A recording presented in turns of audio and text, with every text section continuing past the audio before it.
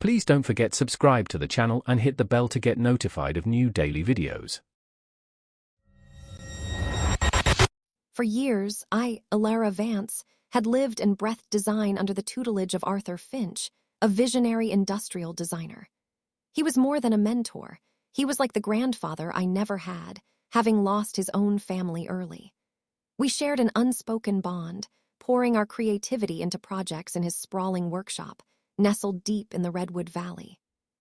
My most ambitious endeavor, a modular housing design that could revolutionize sustainable living, was a collaborative dream we were bringing to life. But Arthur had another mentee, Clint Maxwell, from years ago. Clint was a clever designer, but consumed by an insatiable ambition and a deep-seated jealousy of my closeness with Arthur. He believed Arthur's legacy and his considerable wealth rightfully belonged to him. The longer I stayed, the more Clint seethed, especially as my project gained Arthur's enthusiastic backing. Then came the betrayal. Clint, in a calculated move, sabotaged my modular housing project. He leaked carefully fabricated, sensitive data to Arthur, making it appear as though I was attempting to sell Arthur's proprietary concepts to a rival firm. He subtly twisted Arthur's trust, planting seeds of doubt about my loyalty and integrity.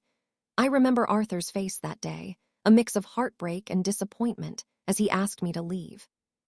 My reputation was in tatters, my dream project shelved, and I was exiled from the home and workshop that had been my sanctuary for so long. It crushed me, knowing I couldn't even defend myself against Clint's insidious web of lies. Arthur passed away peacefully a few months later, the misunderstanding between us still an open wound in my heart. The will reading was conducted by Arthur's estate lawyer, Mr. Finchley, alongside Alina Holloway, a trusted family friend and the designated executor. Arthur's bequests were detailed and precise. But then Mr. Finchley read a clause that made my blood run cold, then quickly boil with a flicker of hope. Any individual or entity attempting to unlawfully claim, pilfer, or otherwise acquire assets not explicitly bequeathed to them shall immediately forfeit all assigned inheritance and any claim to the estate. It was a contingency I knew Arthur, with his strict sense of honor, would have included. And suddenly, a plan began to form. I knew Clint's obsession, Arthur's earliest, most invaluable concept sketches and rare prototype blueprints, a collection Arthur affectionately called the Genesis Archives. These weren't formally cataloged in his business assets. They were a personal treasure, believed lost or simply overlooked by most. But Clint, who had once interned with Arthur, knew of their existence and their immense value. He always saw them as the true key to Arthur's genius, and by extension, his own path to glory. My revenge had to be meticulous. I called Clint, feigning distress and a sense of helplessness. I told him that Arthur's distant, uninterested cousins, a fabrication, were scheduled to clear out the workshop of old junk before the official estate appraisal. I specifically mentioned the Genesis Archives, describing them as a pile of uncataloged, easily overlooked sketchbooks and blueprints that were set to be donated to a local historical society, or worse, simply discarded if deemed uninteresting by the movers.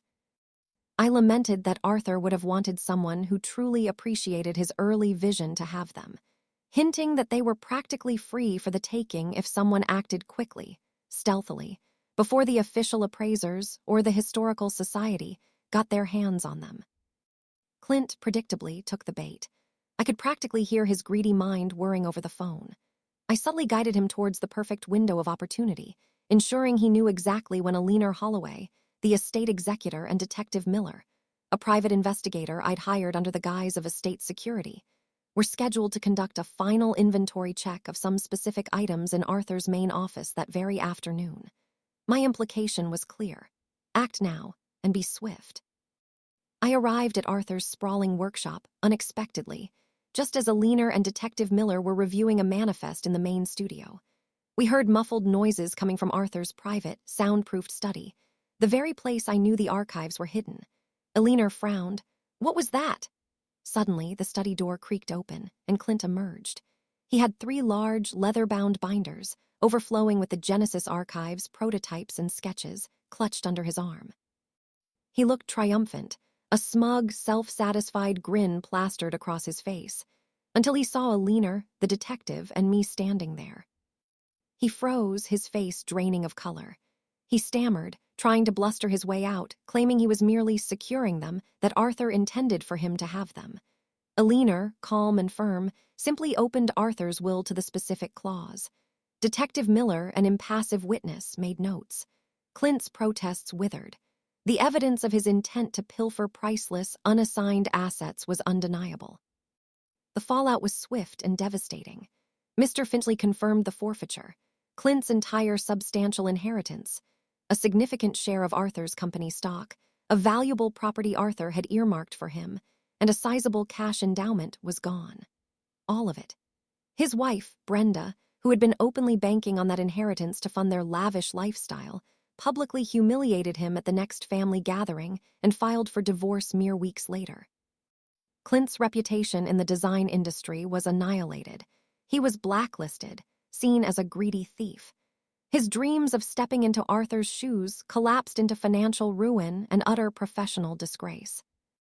I watched his world crumble, knowing that Arthur's true legacy was protected, and justice, though delayed, was finally served.